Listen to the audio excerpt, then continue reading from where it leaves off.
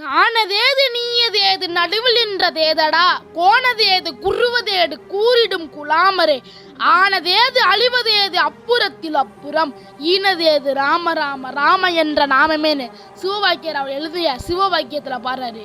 உண்மையிலேயே அவர் ராமர் தான் குறிப்பிடுறாரான்னு பல மக்கள் கேள்வி எழுந்திருக்கும்.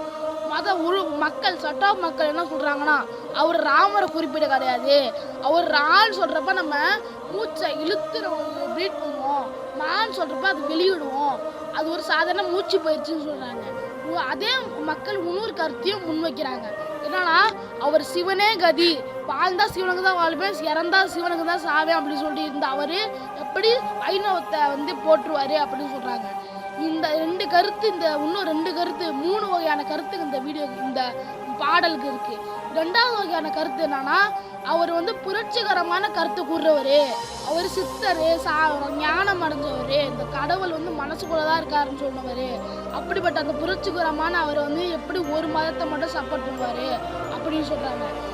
உங்களுக்கு எல்லாத்துக்கும் தெரிஞ்சிருக்கும், தெரியாதவங்க சொல்றேன், அந்த காலத்துல சைவம் வைணவம் பிரிச்சிருந்தாங்க. அப்படிப்பட்ட அவர் இப்படி இருப்பாரு அப்படின்னு சொல்றாங்க. இன்னொரு சட்ட மக்கள் அவர் தமிழ்நாட்டில் தான் பிறந்தாரு, அவர் ஒரு தமிழர், ராமர் ஒரு தமிழர் அப்படி சொல்றாங்க.